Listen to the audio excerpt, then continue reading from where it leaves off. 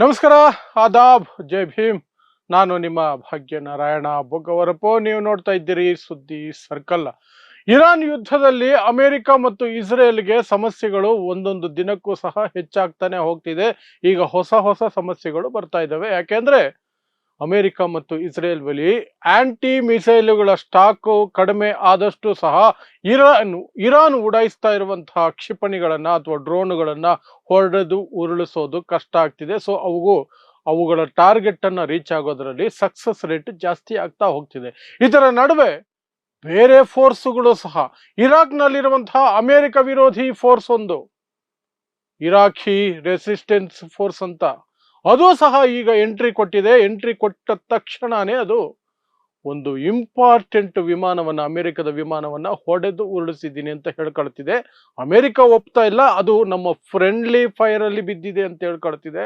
But ಆ ಇರಾನ್ನ ಬಂಡುಕೋರರ ಒಂದು ಗುಂಪು ಹೇಳ್ತಾ ಇದೆ, ಇಲ್ಲ, ಇದನ್ನ ನಾವೇ ಹೊಡೆದು ಉರುಳಿಸಿದ್ದು ಅಂತ. ಇದರ ನಡುವೆ ಇರಾನ್ ಕ್ಲೇಮ್ ಮಾಡ್ತಾ ಇರುವಂತಹದ್ದು, ನಾವು ಜಗತ್ತಿನ ಅತಿ ದೊಡ್ಡ ನೌಕೆ, ಯುದ್ಧ ನೌಕೆ USS ಅಬ್ರಹಾಂ ಲಿಂಕನ್ ಅನ್ನ ಹಾನಿಗೆ ಒಳಪಡಿಸಿದೀವಿ, ನಮ್ಮ ಕ್ಷಿಪಣಿಗಳು ಅದಕ್ಕೆ ಬಿದ್ದಿದ್ದಾವೆ, ಬೆಂಕಿ ಬಿದ್ದಿದೆ ಅದಕ್ಕೆ ಅಂತ. ಅದನ್ನೂ ಸಹ ಅಮೆರಿಕ ನಿರಾಕರಿಸ್ತಾ ಇದೆ. ಸೊ ಏನು ಡೀಟೇಲ್ ಆಗಿ ನೋಡೋದಾದ್ರೆ ಏನೇನು ನಡೀತು ನಿನ್ನೆ ರಾತ್ರಿ ಮತ್ತು ಇವತ್ತು ಬೆಳಗ್ಗೆಯಿಂದ ಅಂತ ನೋಡೋದಾದ್ರೆ ಒಂದಷ್ಟು ವಿವರಗಳು ಇದಾವೆ ಇಲ್ಲಿ. ಸೊ ನಿಮಗೆ ಗೊತ್ತೇ ಇದೆ, ಇದು 14ನೇ ದಿನಕ್ಕೆ ಎಂಟ್ರಿ ಕೊಟ್ಟಿದೆ ಅಮೆರಿಕ. ಇಸ್ರೇಲ್ ಜಂಟಿಯಾಗಿ ಇರಾನ್ ಮೇಲೆ ಮೈ ಮೇಲೆ ಬಿದ್ರು. ಏನ್ ಅನ್ಕೊಂಡ್ರು, 3-4 ದಿನಗಳಲ್ಲಿ ಎಲ್ಲ ಮುಗಿಸ್ಬಿಡ್ತೀವಿ, ಈಸಿ ಗೋ, ವೆನಿಜುವೆಲಾ ರೀತಿಯಲ್ಲಿ ಬೆಡ್ರೂಮ್ಗೆ ನುಗ್ಗಿಬಿಡ್ತೀವಿ, ಅವರ ಅಧ್ಯಕ್ಷರ ಬೆಡ್ರೂಮ್ಗೆ ಎತ್ಕೊಂಡು ಬಂದ್ಬಿಡ್ತೀವಿ ಅಥವಾ ಕೊಂದು ಬಿಡ್ತೀವಿ ಅಂತ. ಅದೇ ರೀತಿ ಸ್ಟಾರ್ಟ್ ಮಾಡಿದ್ರು ಸಹ ಇರಾನ್ನ ಸರ್ವೋಚ್ಚ ನಾಯಕ ಅಯತುಲ್ಲಾ ಅಲಿ ಖಾಮಿನಿ ಅವರನ್ನ ಮೊದಲನೇ ದಿನಾನೇ 28ನೇ ತಾರೀಕಿಗೆ ಕೊಂದು ಬಿಸಾಕಿದ್ರು. ಅಲ್ಲಿಗೆ ಇಡೀ ಇರಾನ್ ನಡುಗ್ ಹೋಗುತ್ತೆ, ಅಸ್ಥಿರ ಆಗತ್ತೆ, ಅದು ಮಂಡಿ ಊರು ಬಿಡುತ್ತೆ 2-3 ದಿನಗಳಲ್ಲಿ ಅಂತ ನಿರೀಕ್ಷೆ ಮಾಡಿದ್ರೆ. ಆದರೆ IRGC ಖಾಮಿನಿ ಸತ್ತ ನಂತರ ಸಹ ಖಾಮಿನಿ ಬದುಕಿದ್ದಾಗ ಕೊಟ್ಟ ಆಜ್ಞೆಗಳನ್ನ ಪಾಲಿಸಿ ಪ್ರತಿದಾಳಿಯನ್ನ ಶುರು ಮಾಡಿದ್ರು. ಪ್ರತಿರೋಧವನ್ನ ಅವತ್ತಿನಿಂದ ಇವತ್ತಿನವರೆಗೆ ಮಾಡ್ತಾ ಇದ್ದಾರೆ. ಯಾವ ಮಟ್ಟಕ್ಕೆ ಅಂದ್ರೆ, ಈಗ ಅಮೆರಿಕ ವಿಚಲಿತ ಆಗಿ ತಲೆ ಕೆಡಿಸ್ಕೊಂಡು ಏನ್ ಮಾಡೋದು ಇವರನ್ನ, ಏನ್ ಮಾಡಿದ್ರು ಇವರು ಬಗ್ತಾ ಇಲ್ಲ ಮತ್ತು ನಿಲ್ಲಿಸ್ತಾನೂ ಇಲ್ಲ. ಇವರ ದಾಳಿಗೆ ಇಡೀ ಅರಬ್ ರಾಷ್ಟ್ರದಲ್ಲಿರುವಂತಹ ಅಮೆರಿಕದ ರೆಡಾರ್ ಸಿಸ್ಟಮ್ ಹಾಳಾಗೋಗಿದೆ, ಬೇಸ್ಗಳೆಲ್ಲ ಹಾಳಾಗೋಗಿದ್ದಾವೆ. ಈ ಕಡೆ ಇಸ್ರೇಲ್ನ ಮುಖ್ಯ ನಗರಗಳು, ಅದರಲ್ಲೂ ವಿಶೇಷವಾಗಿ ರಾಜಧಾನಿ ಟೆಲ್ ಅವೀವ್ ನೆಲಸಮ ಆಗಿ ಕೂತಿದೆ. ಇಸ್ರೇಲು ನಡುಗ್ತಾ ಇದೆ, ಅಮೆರಿಕ ತಲೆ ಕೆಡಿಸ್ಕೊಂಡಿದೆ, ಏನು ಮಾಡಕ್ಕಾಗ್ತಿಲ್ಲ. 14ನೇ ದಿನ ಈ ಕಡೆ ದುಡ್ಡು ವ್ಯರ್ಥ ಆಗ್ತಿದೆ, ಇರಾನ್ನ ದಾಳಿನೂ ಕಡಿಮೆ ಆಗ್ತಿಲ್ಲ ಅಂತ ಯೋಚನೆ ಮಾಡ್ತಿರ್ಬೇಕಾದ್ರೆ ಹೊಸ ತಲೆನೋವು ಒಂದು ಬಿತ್ತು. ಒಂದು ಸುದ್ದಿ ಬಂತು, ಇರಾಕ್ನ ಏರ್ ಸ್ಪೇಸ್ ನಲ್ಲಿ ಒಂದು ವಿಮಾನ ಪತನ ಆಯ್ತು. ಅಮೆರಿಕದ ವಿಮಾನ KC-135 ಏರ್ಕ್ರಾಫ್ಟ್ ಡಿಸೈನ್ ನಂಬರ್, ಅದು KC-135 ಫ್ಲೈಟ್. ಆಕಾಶದಲ್ಲಿ ಹಾರಾಡುವಾಗಲೇನೆ ಯುದ್ಧ ವಿಮಾನಗಳಿಗೆ ರೀಫ್ಯೂಲಿಂಗ್ ಮಾಡುವಂತಹ ಕೇಪಬಿಲಿಟಿ ಇರುವಂತಹ ಫ್ಲೈಟ್ KC-135. ಅಂದ್ರೆ ಹಾರಾಡ್ತಿರ್ಬೇಕಾದ್ರೆ ಆಕಾಶದಲ್ಲೇನೆ ಅದಕ್ಕೆ ಇಂಧನವನ್ನು ತುಂಬುವಂತಹ ಕೇಪಬಿಲಿಟಿ ಇರುವಂತಹ ಫ್ಲೈಟ್ ಅದು. ಅದನ್ನ ಹೊಡೆದು ಉರುಳಿಸಿದೀವಿ ಅಂತ ಇರಾಕಿ ರೆಸಿಸ್ಟೆನ್ಸ್ ಫೋರ್ಸ್ ಅನ್ನುವಂತಹ ಒಂದು ಅಮೆರಿಕ ವಿರೋಧಿ ಬಂಡುಕೋರರ ಗುಂಪು ಕ್ಲೇಮ್ ಮಾಡಿದೆ ಮತ್ತು ಆ ವಿಮಾನ ಪತನ ಆಗಿದೆ ಸಹ. ವಿಮಾನ ಪತನ ಆಗಿರೋದನ್ನ ಅಮೆರಿಕ ಒಪ್ಕೊಂಡಿದೆ. ಬಟ್ ಹೇಳ್ತಾ ಇದೆ, ಅದನ್ನ ಯಾರು ಹೊಡೆದು ಉರುಳಿಸಿಲ್ಲ, ಫ್ರೆಂಡ್ಲಿ ಫೈರ್ ಅಲ್ಲಿ ಬಿದ್ದೋಯ್ತು, ಕೊಲಿಷನ್ ಆಯ್ತು ಮಿಡ್ ಏರ್ ಅಲ್ಲಿ ಅಂತೆಲ್ಲ ಕಥೆಗಳನ್ನ ಕಟ್ಟುತ್ತಾ ಇದೆ. ಫ್ರೆಂಡ್ಲಿ ಫೈರ್ ಅಂದ್ರೆ ಅವರದೇ ದೇಶದ ಸೈನಿಕರು ಅಥವಾ ಬೇರೆ ದೇಶದಲ್ಲಿರುವಂತಹ ಅವರ ತಾಣಗಳೇನಿರ್ತವೆ ಅಲ್ಲಿಂದ ಅದು ಶತ್ರುಗಳ ಫ್ಲೈಟ್ ಅಂತಲೋ ಅಥವಾ ಹಾರಾಡಬೇಕಾದ್ರೆ ಒಟ್ಟಿಗೆ ಹೋಗಿ ಗುದ್ದುಕೊಂಡಿದ್ದೋ ಆ ರೀತಿ ಏನೋ ಆಗಿದೆ ಹೊರತು ಯಾವ ತಂಡನೂ ಅದನ್ನ ಹೊಡೆದು ಉರುಳಿಸಿಲ್ಲ ಅಂತ. ಬಟ್ ಇರಾಕಿ ರೆಸಿಸ್ಟೆನ್ಸ್ ಫೋರ್ಸ್ ಅದನ್ನು ಹೇಳ್ತಾ ಇದೆ. ಆ ಮೂಲಕ ಇರಾಕಿ ರೆಸಿಸ್ಟೆನ್ಸ್ ಫೋರ್ಸ್ ಸಹ ಈ ಯುದ್ಧದಲ್ಲಿ ಎಂಟ್ರಿ ಪಡ್ಕೊಂಡಂಗೆ ಆಯ್ತು. ಅದು ಒಂದು ಕಡೆ. ಆದರೆ ಇನ್ನೊಂದು ಕಡೆ ಇರಾನ್ ಹೇಳ್ತಾ ಇದೆ, ನಾವು ಜಗತ್ತಿನ ಅತಿ ದೊಡ್ಡ ಯುದ್ಧ ನೌಕೆ ಏನಿದೆ USS ಅಬ್ರಹಾಂ ಲಿಂಕನ್ ಅಂತ ಅದರ ಹೆಸರು, ಅದರ ಮೇಲೆ ಮಿಸೈಲ್ಗಳನ್ನು ಹಾಕೋದ್ರಲ್ಲಿ ಸಕ್ಸಸ್ ಆಗಿದ್ದೀವಿ. ಅದರ ರನ್ವೇಗೆ ಪೆಟ್ಟಾಗಿ ಈಗ ಅಲ್ಲಿಂದ ವಿಮಾನಗಳ ಹಾರಾಟ ನಿಂತು ಹೋಗಿದೆ. ಒಮಾನ್ ನಲ್ಲಿರುವಂತಹ ಯುದ್ಧ ನೌಕೆಯನ್ನು ಬಳಸ್ಕೊಳ್ತಿದ್ದಾರೆ ಅವರು ಟೇಕ್ ಆಫ್ ಮಾಡೋದಕ್ಕೆ, ಅಥವಾ ಅಲ್ಲಿ ಇಳಿಬೇಕಾದಂತಹ ಯುದ್ಧ ವಿಮಾನಗಳು ಒಮಾನ್ನ ಯುದ್ಧ ವಿಮಾನಗಳ ಏನು ನೌಕೆ ಇದೆ ಅದರಲ್ಲಿ ಇಳಿಸ್ತಿದ್ದಾರೆ. ಇದರ ರನ್ವೇ ಹಾಳಾಗಿದೆ, ನಾವು ಅದನ್ನ ಹಾಳು ಮಾಡಿ ಬಿಸಾಕಿದೀವಿ ಅಂತ. ಬಟ್ ಅಮೆರಿಕ ಹೇಳ್ತಾ ಇದೆ ಇದು ಶುದ್ಧ ಸುಳ್ಳು, ಏನೂ ಆಗಿಲ್ಲ, ನಮ್ಮ ಏರ್ಕ್ರಾಫ್ಟ್ ಅವರಿಗೆ ಅವರ ಮಿಸೈಲ್ಗಳು ಬಂದೇ ಇಲ್ಲ, ಬರೋದಕ್ಕೆ ಸಾಧ್ಯನೂ ಇಲ್ಲ, ನಮ್ದು ಆಂಟಿ ಏರ್ಕ್ರಾಫ್ಟ್ ಸಿಸ್ಟಮ್ ಇದೆ ಆ ಯುದ್ಧ ನೌಕೆಯಲ್ಲಿ, ಅದು ಉರುಳಿಸ್ಬಿಡುತ್ತೆ, ಬಂದೇ ಇಲ್ಲ ಅಂತ ಹೇಳುತ್ತೆ. ಬಟ್ ಕೆಲವು ವಿಡಿಯೋಗಳು ಸೋಷಿಯಲ್ ಮೀಡಿಯಾದಲ್ಲಿ, ಬೇರೆ ಸ್ವತಂತ್ರ ಮಾಧ್ಯಮಗಳಲ್ಲಿ, ಮೀಡಿಯಾಗಳಲ್ಲೂ ಸಹ ಬರ್ತಾ ಇದೆ. USS ಅಬ್ರಹಾಂ ಲಿಂಕನ್ಗೆ ಬೆಂಕಿ ಬಿದ್ದಿರುವಂತಹ ವಿಡಿಯೋಗಳವು. ಅದು AI ಜನರೇಟೆಡ್ ವಿಡಿಯೋನ, ಸುಳ್ಳೆ ಹಾಕಿರೋ ವಿಡಿಯೋನ, ಅದನ್ನ 100% ಖಾತ್ರಿ ಮಾಡೋದಕ್ಕೆ ಸದ್ಯಕ್ಕಂತೂ ಸಾಧ್ಯ ಇಲ್ಲ. ಬಟ್ ಇರಾನ್ ಹೇಳ್ತಾ ಇದೆ, yes we have hit USS Abraham Lincoln, ನಾವು ಹೊಡೆದಿದ್ದೀವಿ, ಅದಕ್ಕೆ ದೊಡ್ಡ ಮಟ್ಟದ ಹಾನಿ ಮಾಡಿದ್ದೀವಿ.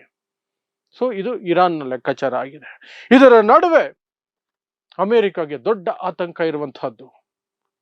ಮುಂದೇನು? ಟ್ರಂಪ್ಗೆ ಆತಂಕ ಮುಂದೇನು? ನಾವು 3-4 ದಿನ ಮ್ಯಾಕ್ಸಿಮಮ್ ಅನ್ಕೊಂಡಿದ್ವಿ, ಯುದ್ಧ ನಿಲ್ಲತಾನೆ ಇಲ್ಲ, ನಿಲ್ಲುವ ಸೂಚನೆಯೂ ಇಲ್ಲ, ಮತ್ತು ಇರಾನ್ ಯುದ್ಧ ವಿರಾಮಕ್ಕೂ ಸಹ ಒಪ್ತಾ ಇಲ್ಲ. ಈ ಕಡೆ ದುಡ್ಡು ವೇಸ್ಟ್ ಆಗ್ತಿದೆ, ಇಡೀ ಜಗತ್ತಿನ ಮಾರುಕಟ್ಟೆಗಳು ಸ್ಕ್ವಾಶ್ ಆಗಿ ಹೋಗ್ತಿದ್ದಾವೆ, ಕ್ರ್ಯಾಶ್ ಮೇಲೆ ಕ್ರ್ಯಾಶ್ ಆಗ್ತಿದ್ದಾವೆ, ತೈಲ ಬೆಲೆಗಳು ಆಕಾಶಕ್ಕೆ ಹೋಗ್ತಿದ್ದಾವೆ, ಎಲ್ಲರ ಮೇಲೆ ಒತ್ತಡ ಜಾಸ್ತಿ ಆಗಿದೆ, ಮತ್ತು ಎಲ್ಲರೂ ಸಹ ಅವ್ರ ಕಡೆ ಗುರಾಯಿಸಿ ನೋಡ್ತಾ ಇದ್ದಾರೆ ಅಮೆರಿಕ ಕಡೆ, ಅಮೆರಿಕದಿಂದಲೇ ಇದಾಗಿರೋದು ಅಂತ. ಇನ್ನೊಂದು ಕಡೆ ಗಲ್ಫ್ ರಾಷ್ಟ್ರಗಳು ಸಹ ಅಮೆರಿಕ ವಿರುದ್ಧ ತಿರುಗಿ ಬೀಳುವಂತಹ ಪರಿಸ್ಥಿತಿ ಎದುರಾಗಿದೆ. ಯಾಕೆಂದ್ರೆ ಅಮೆರಿಕ ಕಾರಣಕ್ಕೆ ಅವರು ಮಿಸೈಲ್ಗಳನ್ನ ಹಾಕಿಸ್ಕೊಳ್ತಾ ಇದ್ದಾರೆ ಇರಾನ್ ಕಡೆಯಿಂದ. ಅವರು ಸಿಟ್ಟಿದೆ, ನಿಮ್ಮನ್ನ ನಂಬಿದ್ವಿ, ನೀವು ನಮ್ಗೆ ರಕ್ಷಣೆ ಕೊಡ್ತಾ ಇಲ್ಲ, ನಿಮ್ ಕೈಲಿ ಆಗ್ತಿಲ್ಲ ಅದು ಅಂತ ನೇರವಾಗಿ ಆರೋಪಗಳನ್ನ ಮಾಡ್ಕೊಂಡು ಕೂತಿದ್ದಾರೆ. ಸೊ ಟ್ರಂಪ್ ಮೇಲೆ, ಅಮೆರಿಕ ಮೇಲೆ ತುಂಬಾ ಒತ್ತಡ ಇದೆ. ಇಸ್ರೇಲ್ ಮೇಲೆ ಏನೇ ಒತ್ತಡ ಹಾಕಿದ್ರು ಅದು ಮಾನಗೆಟ್ಟ ಜನ್ಮ, ಅದರ ಕತೆ ಬಿಟ್ಬಿಡಿ. ಅದಕ್ಕೆ ಎಷ್ಟು ನೀವು ಉಗಿದ್ರು ಅಷ್ಟೇನೆ, ಬಾಂಬ್ ಹಾಕಿದ್ರು ಅಷ್ಟೇನೆ, ಅದಕ್ಕೆ ಅಮೆರಿಕ ಹೋಗಿ ಏನೋ ಒಂದು ಸುಳ್ಳು ಹೇಳಿ, ಅಮೆರಿಕದ ಸಾಕಷ್ಟು ಸಂಸದರನ್ನ ಇವರೇ ಗೆಲ್ಲಿಸ್ಕೊಂಡು ಬರೋದು ಇಸ್ರೇಲ್ ಅವರು, ಇವರ ದುಡ್ಡಲ್ಲಿ ಕ್ಯಾಂಪೇನ್ ಮಾಡೋದು, ಇವರ ದುಡ್ಡಲ್ಲಿ ಅವ್ರನ್ನ ಬದುಕಿಸ್ತಿರ್ತಾರೆ. ಹಾಗಾಗಿ ಅಮೆರಿಕದ ಸಾಕಷ್ಟು MP ಗಳು ಇಸ್ರೇಲ್ ಪರ ಇರೋದ್ರಿಂದ, ಇಸ್ರೇಲ್ ಪರ ಸರ್ಕಾರ ನಡೆದುಕೊಳ್ಳುವ ರೀತಿಯಲ್ಲಿ ಆ MP ಗಳು ನೋಡ್ಕೊಳ್ತಾರೆ.